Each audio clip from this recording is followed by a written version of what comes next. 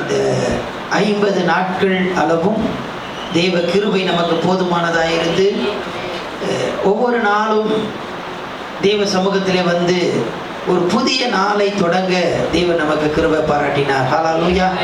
கர்த்தர் நல்லவர். அந்த 49 நாட்கள் அளவும் இந்த இடத்துல வரவும் வேத வசனங்களை தியானிக்கவும் தேவன் எனக்கு கிருபை பாராட்டினார்.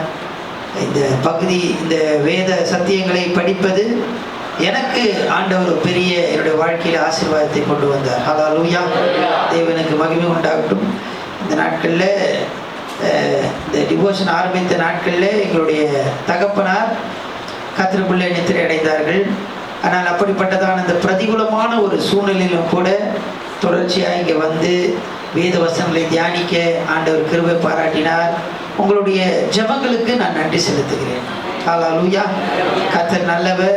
அது மாத்திரமல்ல, உங்களுடைய உபசரிப்புக்கும் நான் நன்றி உள்ளவனாக இருக்கிறேன். ஒவ்வொரு நாளும் இங்கிருந்து கடந்து போகும்போது எனக்கு ஏற்ற வண்ணமாக, என்னுடைய சரீரத்துக்கு ஏற்ற வண்ணமாக எங்களை கவனித்து அனுப்பினதான சபை விசுவாசிகள் ஒவ்வொருவரையும் ஆண்டவராகிய இயேசுவின் நாமத்தினாலே உங்களுக்கு நான் நன்றியை தெரிவிக்கிறேன். கர்த்தர் நல்லவர். முதல் ஒரு இது 4வது வருஷம்னு நினைக்கிறேன். முதல் இதை ஆரம்பிக்கும் போது பாஸ்டர் அம்மா என்கிட்ட கேட்டாங்க, இந்த மாதிரி நீங்கள் வந்து ஒரு 4 நாள் நடத்தணும், மீதி வந்து ஒரு 4 நாள் யாருன்னா வச்சு நம்ம நடத்தலாம், முதல் 4 நாள் மட்டும் நீங்கள் வாங்க அப்படின்னாங்க. சரின்னு ஒப்புக்கொண்டேன். முதல் 4 நாள் முடிஞ்சது. அதுக்கப்புறம் திரும்பி கேட்டாங்க, இந்த ஒரு வாரம் நடத்துங்க அப்படின்னாங்க. அதுக்கப்புறம் சொன்னாங்க, இப்போ முதல் ஆரம்பிக்கும் போது 100 நாள் ஜெபம் அது. அதுக்கப்புறமா சொன்னாங்க, நீங்களே நடத்துங்க அப்படின்னாங்க. ஆண்டவர் கிருபையில் அந்த 100 நாட்களை முடித்தோம். தொடர்ந்து 50 நாட்கள் வருடம் நடத்தி கொண்டிருக்கிறோம். கர்த்தர் நடத்தி கொண்டிருக்கிறார். ஹல்லேலூயா. கர்த்தர் நல்லவர். ஹல்லேலூயா. இது எனக்கு மிகுந்த ஒரு ஆசீர்வாதம். என்னுடைய வாழ்க்கையிலே, குறிப்பாக என்னுடைய தனிப்பட்ட வாழ்க்கையிலே எனக்கு ஆண்டவர் இந்த வேத சத்தியங்களை எனக்கு ஆசீர்வாதமாய் மாற்றி தருகிறார். தேவனுக்கு மகிமை உண்டாவதாக. உங்களோடு கூட இணைந்து இந்த வேத வசனங்களை தியானிப்பது ஆண்டவர் எனக்கு கொடுத்ததான மிகப்பெரிய ஒரு ஆசீர்வாதமாக நான் கருதுகிறேன். தேவனுக்கு மகிமை உண்டாவதாக. இந்த நாளிலும் கூட கலாத்தியருக்கு எழுதின நிருபம் 6ஆம் அதிகாரத்துக்கு நாம் திருப்பிக் கொள்ளலாம். கலாத்தியருக்கு எழுதின நிருபம் 6ஆம் அதிகாரம். நேற்றைய தினத்தில் 5ஆம் அதிகாரத்தில் நாம் எப்படிப்பட்டவர்களாய் இருக்கிறோம் என்பதை குறித்து நாம் பார்த்தோம். நாம் எப்படிப்பட்டவர்களாய் இருக்கிறோம்?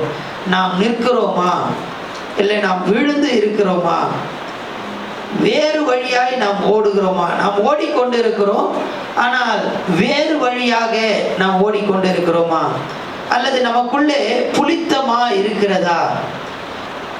அடுத்தபடியாக நாம் எப்படி சேவை செய்கிறோம்? கடைசியாக ஆவியிலே நான் நடத்தப்படுகிறேனா என்பதை குறித்து, நான் எப்படி இருக்கிறேன் என்பதை குறித்து நாம் பார்த்தோம். ஆவியினாலே நாம் நடத்தப்பட வேண்டியது மிக மிக அவசியமாய் காணப்படுகிறது. இந்த நாளிலும் இந்த 6ஆம் அதிகாரத்தில் நம்முடைய பார்வை எப்படி இருக்க வேண்டும், நம்முடைய பார்வை எப்படி இருக்க வேண்டும் என்பதை குறித்து இந்த 6ஆம் அதிகாரத்தில் ஒரு சில காரியங்களை நாம் பார்க்கலாம். வாசிக்கலாம். முதல் 2 வசனங்கள். சகோதரரே, ஒருவன் யாதொரு குற்றத்தில் அகப்பட்டால் ஆவிக்குரியவர்களாகிய நீங்கள் சாந்தமுள்ள ஆவியோடே அப்படிப்பட்டவனை சீர்பொருந்த பண்ணுங்கள். நீயும் சோதிக்கப்படாதபடிக்கு உன்னை குறித்து எச்சரிக்கையாயிரு. ஒருவர் பாரத்தை ஒருவர் சுமந்து இப்படியே கிறிஸ்துவினுடைய பிரமாணத்தை நிறைவேற்றுங்கள். அல்லேலூயா. தேவனுக்கு மகிமை உண்டாகட்டும். முதலாவதாக நம்முடைய பார்வை எப்படி இருக்க வேண்டும் என்றால், நாம் மற்றவர்களை பார்க்கிறதான பார்வை. மற்றவர்களை பார்க்கும்போது நாம் எப்படிப்பட்ட பார்வையோடு நாம் பார்க்க வேண்டும்?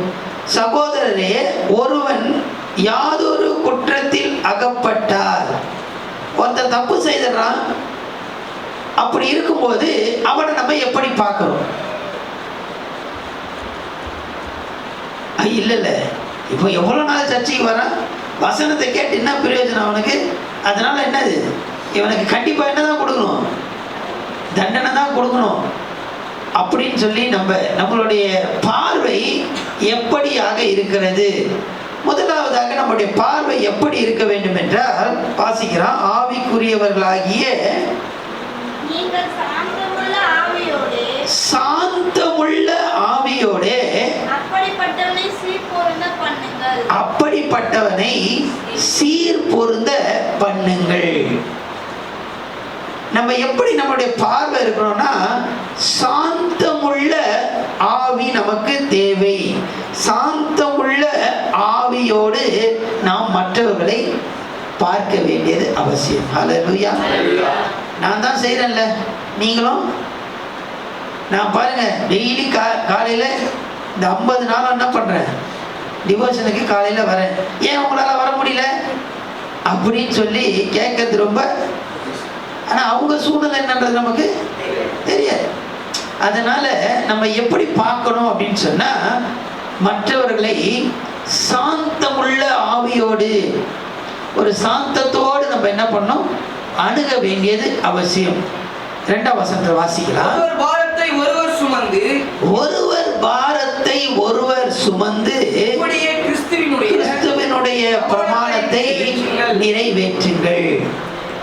மற்றவர்களை பார்க்கும்போது அவங்க கஷ்டப்படுறாங்க, எனவே நான் சாந்தமுள்ள ஒரு ஆவியோடு அவர்களுடைய பாரத்தையும் நான் என்ன பண்ணணும், சுமக்கணும். பிலிப்பியர் 4ஆம் அதிகாரத்தில் நாம் பார்க்கிறோம். 4:3 வாசிக்கலாம். பிலிப்பியர் 4ஆம் அதிகாரம் 3ஆம் வசனம். அன்றியும் என் உத்தம கூட்டாளியே, அவர்களுக்கு உதவியாய் இருக்கும்படி உன்னையும் வேண்டிக் கொள்கிறேன். உத்தம கூட்டாளியே, உத்தம கூட்டாளியே. இந்த உத்தம கூட்டாளியே அப்படின்னு சொன்னா கேஜேவி மொழிபெயர்ப்புல ஒன்று போட்டிருக்கு. அதாவது நுகம் இருக்கு பார்த்தீங்களா, நுகம். இந்த 2 மாடு வைக்கும் போது அது மாதிரி ஒருவர் பாரத்தை ஒருவர் சுமப்பது. அதில் பார்த்தீங்கன்னா 2 இருக்கும். ஒருத்தர் ஒரு வெயிட் என்ன பண்ணுவோம், 2 பேரும் எடுத்துப்பாங்க. அது போல உத்தம கூட்டாளியே. தேவ ஜனமே, மற்றவர்களை பார்க்கும்போது நம்ம எப்படி பார்க்கணும் அப்படின்னு சொன்னால், சாந்தமுள்ள ஆவியோடு நாம் பார்க்க வேண்டியது அவசியம். தப்பு நடந்துருச்சு, குற்றத்தில் அகப்பட்டு விட்டாங்க, எல்லாம் ஓகே. ஆனால் அவங்கள சீர்பொருந்த பண்ணும் பொருட்டு, சீர்பொருந்த பண்ணும் பொருட்டு. இந்த சீர்பொருந்துதல் என்ற அந்த வார்த்தைக்கு அர்த்தம் என்னவென்றால், கை உடஞ்சிருச்சுன்னு வச்சுங்க, ஒரு கை உடஞ்சிருச்சு, இல்லை கால் உடஞ்சிருச்சு. இப்போ நம்ம ஊர்லலாம் நிறைய கட்டெல்லாம் போடுவாங்க. இப்போ அதெல்லாம் போடக்கூடாதுன்னு சொல்லியிருக்காங்க. அவங்க என்ன பண்ணுவாங்கன்னா, எடுத்து வைப்பாங்க. சில நேரத்தில் கரெக்டாக வச்சு என்ன பண்ணுவாங்க, கட்டு போடுவாங்க. சில நேரத்தில் என்ன பண்ணுவாங்க, கொஞ்சம் மாறிடும். அப்படி பார்த்தீங்கன்னா கடைசி வரைக்கும் கால் எப்படி தான் இருக்கும், கை கால் எப்படி தான் இருக்கும், கோணையாகவே இருக்கும். ஸோ அதை என்ன பண்ணணும்னா, சீர் பொருந்துனா கரெக்டாக அந்த இடத்துல வச்சு கரெக்டாக வைக்கிறது.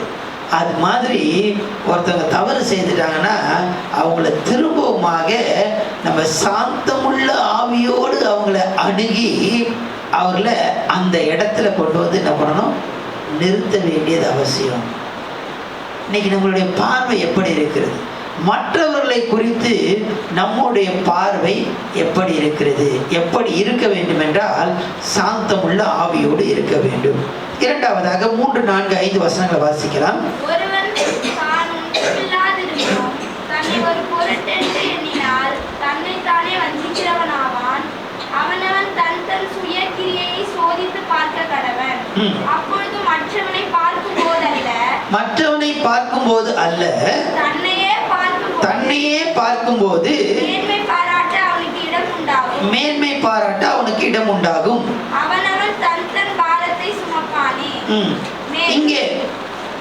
இங்க என்ன போடப்பட்டிருக்கு அப்படின்னு சொன்னா, இங்க ஒரு பார்வையை பார்க்கிறோம். இந்த பார்வையை எதை பார்க்கறது, 4ஆம் வசனம். அவனையே பார்ப்பது முதல்ல, அடுத்தவங்களை பார்ப்பது இரண்டாவது. தன்னை நான் பார்க்க வேண்டும். நம்மை நாம் எப்படி பார்க்கிறோம், எப்படி பார்க்க வேண்டும் என்றால் 4ஆம் வசனம் சொல்லப்படுகிறது, அவனவன் தன் தன் சுய கிரியையை சோதித்து பார்க்க கடவன். அப்பொழுது மற்றவனை பார்க்கும்போது அல்ல, தன்னை பார்க்கும்போது மேன்மை பாராட்ட அவனுக்கு. 4ஆம் வசனத்தில் பார்க்கிறோம். ஒருவன் வாசிங்க. 3ஆம் வசனத்தை வாசிக்கலாம். 3ஆம் வசனம். ஒருவன் தான் ஒன்றுமில்லாதிருந்தும் தன்னை ஒரு பொருட்டென்று எண்ணினால் தன்னைத்தானே வஞ்சிக்கிறவனானான். இப்போ நம்மளை பார்க்கும்போது நம்மளே என்ன பண்றோம்? எனக்கு தெரியாது ஒன்றும் இல்லைங்க, அதெல்லாம் என்னால் என்ன பண்ண முடியும்? ஆனால் உண்மையாக நமக்கு அது தெரியாது, ஓரளவுக்கு தெரியலாம். ஆனால் நம்ம எப்படி பார்க்குறோம் அப்படின்னா, நம்மளையே நம்மளை என்ன பண்ணுறோம்? மேன்மையாக பார்த்து கொள்கிறோம். சில நேரத்தில் நிறைய பேர் என்ன பண்ணுவாங்க, தன்னையே கீழே பார்ப்பாங்க. எனக்கு ஒன்றுமே தெரியாதுங்க, நான் ஒன்றும் இல்லைங்க, எனக்கு வராதுங்க, அதெல்லாம் முடியவே முடியாது. சமீபத்தில் ஒருத்தவங்க என்ன பண்ணாங்கன்னா, பைக் கற்றுக்கணும் அப்படின்னு விரும்பினாங்க. அவங்களுக்கு ஒரு 45 வயசு இருக்கும், கொஞ்சம் வெயிட் அதிகமாக இருப்பாங்க. நானும் அவங்களுக்கு பல முறை முயற்சி எடுத்தேன். அவங்கள பைக் ஓட்ட சொல்லித்தரணும். ஒரு லேடி, அவங்க முயற்சி எடுத்தேன். ஆனால் எல்லா முயற்சியும் நான் என்ன பண்ணிட்டேன், தோற்று போயிட்டேன். அவங்ககிட்ட உட்காந்து இப்போ என்ன அவங்க கேட்குறாங்கன்னா, அவங்களுக்கு கண்டிப்பாக வண்டி வேணும், அவங்க தனியாக போகணும். ஏன்னா அவங்க ஸ்கூல் டீச்சர். 3 பஸ்ஸு டெய்லி மாறி மாறி என்ன பண்ணுறாங்க, போகிறாங்க. 7:30 மணிக்கு ஸ்கூலில் இருக்கணும். இப்போது அவங்க என்ன கேட்குறாங்கன்னா, 3 சக்கரத்தில் எனக்கு வண்டி வாங்கி கொடுங்க அப்படின்றாங்க. அதனால் 3 சக்கர வண்டியில் கண்டிப்பாக நீங்கள் போகக்கூடாது, 2 சக்கர வண்டி ஓட்ட கற்றுக்குங்க அப்படின்னு சொல்லி எவ்வளவோ அவங்களுக்கு நான் முயற்சி பண்ணுறேன். கடைசியில் பார்த்தீங்கன்னா அவங்க சொன்னாங்க ஒன்று, நான் சின்ன வயசில் என்ன பண்ணிட்டேன், சைக்கிள் ஓட்டும் போது கீழே விழுந்துட்டேன் சொன்னேன். அதனால் இப்போ நான் என்ன பண்ணிடுவேன், கீழே விழுந்துடுவேன். நான் கீழே மட்டும் விழக்கூடாது, கீழே மட்டும் விழுந்துட்டேன்னா அவ்வளோதான். பாருங்க, அவங்க யாரை பார்க்குறாங்க? அவங்களே அவங்க பார்க்குறாங்க. என்னால் என்ன பண்ண முடியாது, முடியாதுன்றதுல ரொம்ப கவனமாக என்ன பண்ணுறாங்க இருக்கிறாங்க. நான் சொல்கிறேன், கண்டிப்பாக அவங்களால முடியும். இல்லை எனக்கு சைக்கிள் ஓட்ட தெரியும். சைக்கிள் ஓட்ட தெரிஞ்சவங்களாம் நல்லா ஓட்டுவாங்க, எவ்வளோ வருஷம் கழிச்சுனா ஓட்டுவாங்க. ஆனால் எனக்கு சைக்கிள் ஓட்ட தெரியும். நானும் எவ்வளோ அவங்களுக்கு முயற்சி எடுத்துகிறேன், இன்னும் முயற்சி எடுத்துகிட்டு தான் இருக்கிறேன். தேவஜனமே கவனிக்க வேண்டியது என்னன்னா, உங்களை நீங்கள் எப்படி பார்க்குறீங்க? சில பேர் பார்த்தீங்கன்னா ஒன்றுமே தெரியாது, ஆனால் என்ன பண்ணுவாங்க, ரொம்ப பெருமையாக பேசுவாங்க. அதுதான் இந்த 3ஆம் வசனம். ஒன்றுமில்லாதிருந்தும் தன்னை, ஐயா அதெல்லாம் முடிச்சிடலாம் ஐயா, அதெல்லாம் சிம்பிள், என்னால் நான் எத்தனை காரியம் பண்ணியிருக்கிறேன் பாருங்க. தன்னை பார்க்கிறது எப்படி நீங்கள் பார்க்கணும், எப்படி பார்க்கணும் அப்படின்னு சொன்னால் உண்மையாக பார்க்கணும். அடுத்தவனை பார்க்கும்போது சாந்தத்தோடு பார்க்கணும். நம்மளை பார்க்கும்போது உண்மையா, என்னால் என்ன முடியும், என்ன முடியாது, என்ன என்னால் செய்ய முடியும், உண்மையா என்னை பார்க்க வேண்டியது அவசியம். அப்படி பார்க்கும்போது நான் மேன்மை அடைவதற்கு அது இடம் உண்டாக்கும். அல்லேலூயா. அதான் 4ஆம் வசனத்தினுடைய கடைசி பகுதியில் சொல்லப்படுகிறது, மேன்மை பாராட்ட இடம் உண்டாகும். அடுத்தவனை பார்ப்பதல்ல, அடுத்தவனோட ஒப்பிட்டு பார்ப்பதல்ல, என்னை நான் உண்மையாக பார்க்க வேண்டும். என்னுடைய நிலைமை என்ன, நான் எங்கிருந்து வந்தேன், ஆண்டவர் என்னை இப்போ எங்கே வச்சிருக்கிறார், என்னால் என்ன முடியும், என்னால் என்ன முடியாது, என்ன என்னால் செய்ய நல்லா வரும் அப்படின்றத உண்மையாக நான் பார்க்க வேண்டும். அல்லேலூயா. தேவனுக்கு மகிமை உண்டாகட்டும். 3ஆவதாக 6ஆம் வசனத்திலிருந்து வாசிக்கலாம். 6லிருந்து வாசிக்கலாம். கொஞ்சம் சத்தமா வாசிங்கன்னா நல்லா இருக்கும், அது எல்லாரும் கேட்பாங்க.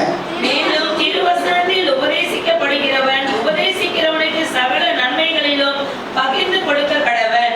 மோசம் போகாதிருங்கள். தேவன் தம்மை பரிகாசம் பண்ண ஒட்டார். மனுஷன் எதை விதைக்கிறானோ அதையே அறுப்பான். தன் மாம்சத்திற்கென்று விதைக்கிறவன் மாம்சத்தினால் அழிவை அறுப்பான். ஆவிக்கென்று விதைக்கிறவன் ஆவியினாலே நித்திய ஜீவனை அறுப்பான். நன்மை செய்வதில் சோர்ந்து போகாமல் இருப்போமாக. நாம் தளர்ந்து போகாதிருந்தால் ஏற்ற காலத்தில் அறுப்போம். ஆகையால் நமக்கு கிடைக்கும் சமயத்திற்கு தக்கதாக யாவருக்கும், விசேஷமாக விசுவாச குடும்பத்தார்களுக்கும் நன்மை செய்ய கடவோம். இதுல வாசித்ததான இந்த வசனத்துல நம்மை நடத்துகிறவர்களை அல்லது நம்முடைய தலைவர்களை நாம் எப்படி பார்க்கிறோம்? அதில் போடப்பட்டிருக்கிறது, நமக்கு திருவசனத்தை போதிக்கிறவர்கள், திருவசனத்தை உபதேசிக்கிறவர்கள், நம்முடைய ஆவிக்குரிய தலைவர்கள், நம்மை வழி நடத்துகிறவர்கள், அவர்களை நம்ம எப்படி பார்க்கிறோம்? முதல்ல பார்த்தோம், அடுத்தவங்களை பார்க்கறது எப்படி பார்க்கணும்?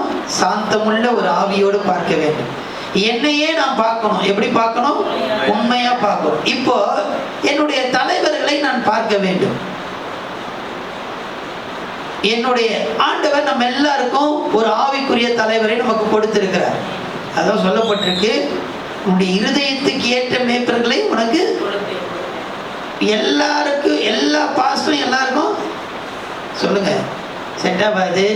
உங்களை ஆண்டவர் இங்கே அவருடைய சித்தத்தின்படி உங்களுக்கு ஏற்ற ஒரு நல்ல ஒரு மேய்ப்பனை கொடுத்திருக்கிறார். அல்லேலூயா, அல்லேலூயா. சரிங்களா?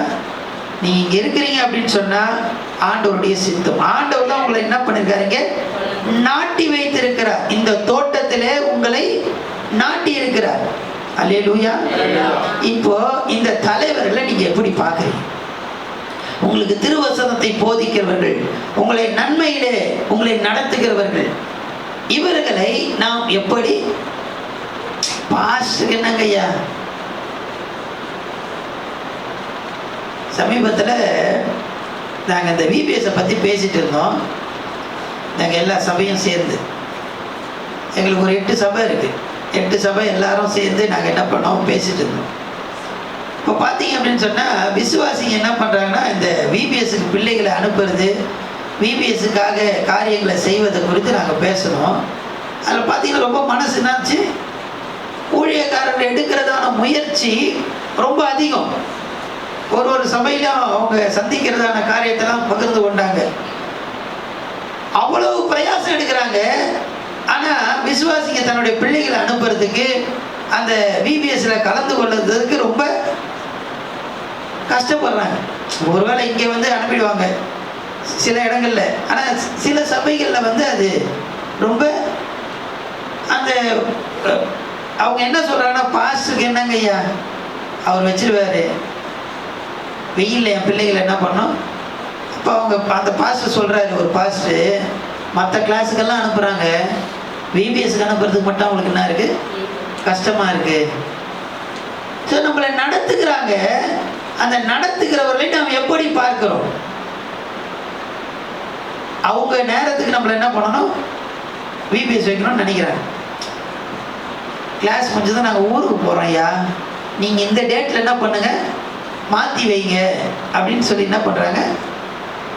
தேவஜனமே, நம்மை நடத்துகிறவர்களை நாம் எப்படி பார்க்கிறோம்? திருவசனத்தை பகிர்ந்து கொடுக்கிறவர்களுக்கு, திருவசனத்தை போதிக்கிறவர்களுக்கு, உங்களுக்கு நன்மையான காரியங்களை நினைத்து உங்களுக்காக ஆண்டவரிடத்தில் ஜெபிக்கிறவர்களை நீங்கள் எப்படி பார்க்கிறீர்கள்? எப்படி பார்க்க வேண்டும் என்றால் வாசிக்கலாம். 10ஆம் வசனத்தினுடைய கடைசி பகுதி வாசிக்கலாம். விசேஷமாக விசுவாச குடும்பத்தார்களுக்கும் நன்மை செய்யப்படவும் நன்றி உள்ள இருதயத்தோடு நாம் பார்க்க வேண்டும். ஹல்லேலூயா, ஹல்லேலூயா. ஆண்டவர் எனக்கு கொடுத்திருக்கிறார் இந்த ஊழியக்காரர், இவர் மூலமா நான் என்ன பண்ணிருக்கேன், ஆசீர்வதிக்கப்பட்டிருக்கேன் அப்படின்னு சொல்லி அந்த நன்றி உள்ள இருதயத்தோடு நாம் பார்க்க வேண்டியது அவசியம். ஹல்லேலூயா, ஹல்லேலூயா. அவருக்கு என்னங்க பிரச்சனை? அவர் சொல்லுவாரு, மைக்கு பிடிச்சி சொல்றது ரொம்ப ரொம்ப என் நிலைமையில இருந்து பார்த்தா தானே அவருக்கு தெரியும். அப்படி அல்ல, நன்றியோடு நாம் அவர்களை பார்க்க வேண்டியது அவசியம். ஹல்லேலூயா, ஹல்லேலூயா. இங்கே கொடுப்பதை குறித்து அங்க சொல்லப்பட்டிருக்கிறது. வாசிக்கலாம் 7ஆம் வசனம். மோசம் போகாதீர்கள், தேவன் தம்மை பரியாசம் பண்ண ஒட்டார். மனுஷன் எதை விதைக்கிறானோ அதையே அறுப்பான். தன் மாம்சத்திற்கென்று விதைக்கிறவன் மாம்சத்தினால் அழிவை அறுப்பான். ஆவிக்கென்று விதைக்கிறவன் ஆவியினாலே நித்திய ஜீவனை அறுப்பான். நித்திய ஜீவனை அறுப்பான். நன்மை செய்வதில் சோர்ந்து போகாமல் இருப்பான். நாம் தளர்ந்து போகாதிருந்தால் ஏற்ற காலத்தில் அறுப்போம். எப்படி நன்றி உள்ளவர்களாக, நன்றி உள்ள இருதயத்தோடு நாம் நம்முடைய தலைவர்களை பார்க்க வேண்டியது அவசியம். அல்லேலூயா, அல்லேலூயா. கர்த்தர் நல்லவர். ஆமென். நன்றி உள்ள இருதயத்தோடு நாம் கொடுக்கிறதான காரியம், நாம் செயல்படுகிறதான காரியம், நம்ம எல்லாம் நன்றியுள்ள இருதயத்தோடு நாம் செயல்பட வேண்டியது அவசியம். தேவனுக்கு மகிமை உண்டாகட்டும். இந்த 11ஆம் வசனத்திலிருந்து 18ஆம் வசனம் வரைக்கும் நாம் பார்த்தோம் என்றால், அடுத்தபடியாக சிலுவையை நாம் எப்படி பார்க்கிறோம் என்பதை குறித்து அங்கு போடப்பட்டிருக்கு. சிலுவை முதல்ல அடுத்தவங்களை பார்ப்பது, இரண்டாவது என்னை நானே பார்ப்பது, மூன்றாவது என்னை நடத்துகிறவர்களை நான் பார்ப்பது, நான்காவதாக இந்த பகுதியில் கடைசி பகுதி வாசிக்க வேண்டாம், நேரம் இல்லை. இதில் பார்த்தோம் அப்படின்னு சொன்னா சிலுவையை குறித்து சொல்லப்பட்டிருக்கிறது. இந்த சிலுவையை அங்க இருந்ததான அந்த கலாத்தியா மக்கள் எப்படி பார்த்தார்கள் என்றால், சிலுவை வேணாம் அப்படின்னு சொல்லிட்டாங்க. வாசிக்கலாம். 12ஆம் வசனம் வாசிங்க. மாம்சத்தின்படி நல் வேஷமாய் காணப்பட விரும்புகிறவர்கள் நல் வேஷமாய் காணப்பட விரும்புகிறவர்கள் எவர்களோ, இவங்க என்ன பண்றாங்கன்னா வெளியில ஒண்ணு உள்ள வெளியில வேஷம் போடுறாங்க. அவங்க என்ன நினைக்கிறாங்க அப்படின்னா, அவர்கள் தாங்கள் கிறிஸ்துவினுடைய சிலுவையின் நிமித்தம் துன்பப்படாதபடிக்கு, சிலுவையின் நிமித்தம் துன்பப்படாதபடிக்கு. சிலுவைனால என்னது? பாடுதான், கஷ்டம்தான். ஆனா அந்த துன்பம், அந்த சிலுவை எனக்கு வேண்டாம், உங்களை விருத்த சேதனம் பண்ணிக்கொள்ள கட்டாயம் பண்ணுகிறார்கள். இந்த சிலுவை வேணாம், இந்த பாடு எனக்கு வேணாம், அதனால என்ன பண்ணுங்க? விருத்த சேதனம் பண்ணுங்க, நியாயப்பிரமாணத்தை கடைபிடிங்க அப்படின்னு சொல்லி அவங்க என்ன பண்றாங்க? சொல்றாங்க. வீட்டில் போய் இதை வாசித்து பாருங்க. பவுல் சொல்லுகிறார், தேவ ஆவியினாலே ஏவப்பட்டு, ஏப்பா எனக்கு சிலுவை எனக்கு கண்டிப்பா வேணும், அந்த சிலுவையினுடைய அச்சு அடையாளங்களை நான் என்ன பண்றேன்? தரித்து கொண்டிருக்கிறேன். பாடு எனக்கு வேண்டாம் என்று சொல்லி அவர்கள் விருத்த சேதனத்தை என்ன பண்ணாங்க? ஏற்றுக்கொண்டார்கள். சிலுவையை நாம் எப்படி பார்க்க வேண்டும் என்றால், தெளிவா நம்ம என்ன பண்ணணும்? உண்மையா அது பாடுதான், ஆனா அந்த சிலுவை எனக்கு ஒரு ஆசீர்வாதத்தை கொண்டு வருகிறது. அல்லேலூயா. 14ஆம் வசனத்தை வாசிக்கலாம். நானும் நம்முடைய கர்த்தராகிய இயேசு கிறிஸ்துவின் சிலுவையை குறித்தே அல்லாமல் வேறொன்றையும் குறித்து மேன்மை பாராட்டாதிருப்பேனாக. அவரால் உலகம் எனக்கு சிலுவையில் அறையப்பட்டிருக்கிறது, நானும் உலகத்திற்கு சிலுவையில் அறைந்திருக்கிறேன். பாருங்க, இங்க 3 சிலுவையை குறித்து நாம் பார்க்கிறோம். ஒன்று, இயேசு ஆண்டவர் சிலுவையில் அறையப்பட்டிருக்கிறார். உலகம் எனக்கு சிலுவையில் அறையப்பட்டிருக்கிறது. நான் எதுக்கு சிலுவையில் அறையப்பட்டிருக்கிறேன்? உலகத்திற்கு சிலுவையில் அறையப்பட்டிருக்கிறேன். ஹல்லேலூயா.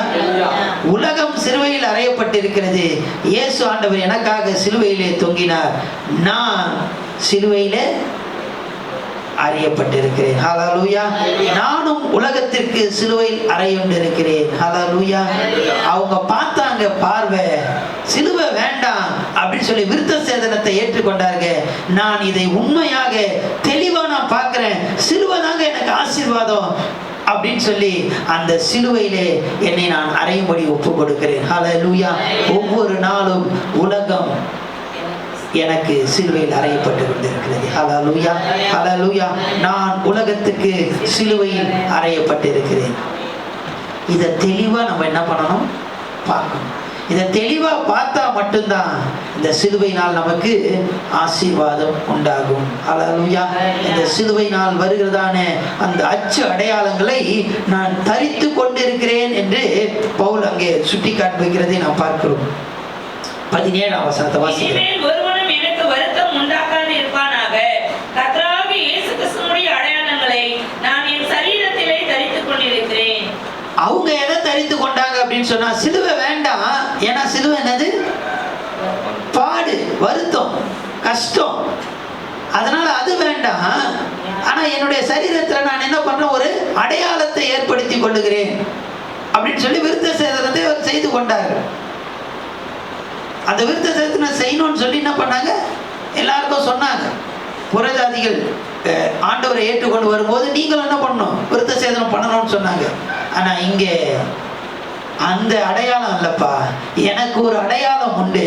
அது என்னவென்றால் நான் சிலுவையில் அறையப்பட்டிருக்கிறேன். ஹல்லேலூயா. அவருடைய அச்சு அடையாளங்களை நான் தரித்தவனாய் இருக்கிறேன். ஹல்லேலூயா. நான் பாவத்துல இருந்தேன், அடிமைத்தனத்துல இருந்தேன். ஆண்டவர் என்னை தூக்கி எடுத்து எனக்கு ஒரு வஸ்திரத்தை கொடுத்தார். நான் புத்திரனாய் மாறினேன், ஸ்வீகார புத்திரனாக மாறினேன், சுதந்திரவாளியாய் நான் இப்ப மாறி இருக்கிறேன். அது மாத்திரம் இல்லை, அது கூட நான் இன்னொன்னையும் தரித்து கொண்டிருக்கிறேன். என்ன சொன்னா, கிறிஸ்துவனுடைய அச்சு அடையாளங்களை நான் தரித்து கொண்டிருக்கிறேன். ஹல்லேலூயா. ஏனென்றால் சிலுவையை நான் சரியா பார்க்கிறேன், தெளிவா பார்க்கிறேன். இந்த சிலுவை தான் எனக்கு ஆசீர்வாதம், இந்த சிலுவை தான் எனக்கு மேன்மை. இந்த கலாத்திய புத்தகத்துல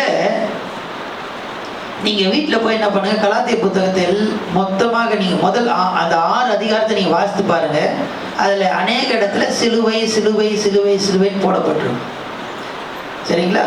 நாளைய தினத்துல கர்த்தருக்கு சித்தமானால் கலாத்தியர்ல இருக்கிறதான சிலுவையை குறித்து நம்ம என்ன பண்ண போறோம், பார்க்க போறோம். கர்த்தருக்கு சித்தமானால் அது நடக்கும். இன்றைக்கு 4 விதமான பார்வையை பார்த்தோம். ஒன்று, அடுத்தவரை நாம் எப்படி பார்க்க வேண்டும். எப்படி பார்க்க வேண்டும் என்றால் சாந்தத்தோடு பார்க்க வேண்டும். அடுத்தது, என்னையே நான் பார்க்க வேண்டும். எப்படி பார்க்க வேண்டும் என்றால் உண்மையாக பார்க்க வேண்டும். அடுத்ததாக, என்னுடைய தலைவர்களை நான் பார்க்க வேண்டும், நன்றி உள்ள இருதயத்தோடு நான் அவர்களை பார்க்க வேண்டும். சிலுவையை நான் பார்க்க வேண்டும். சிலுவையை சரியா புரிந்து கொண்டு, அது பாடுதான், அது கஷ்டம்தான், ஆனா அது எனக்கு வேணும், அதை நான் தரித்து கொள்ள வேண்டும். ஹல்லேலூயா. சிலுவையினால் வருகிறதான அந்த அச்சு அடையாளங்களை நான் தரித்தவனாக காணப்பட வேண்டும். அதற்கு சிலுவையை நான் சரியாக தெளிவாக பார்க்க வேண்டியது அவசியம். தேவன் தாமே இந்த வார்த்தைகளினாலே நம்மை ஆசீர்வதிப்பாராக. கண்களை மூடி கர்த்தரை நோக்கி நாம் பார்க்கலாம்.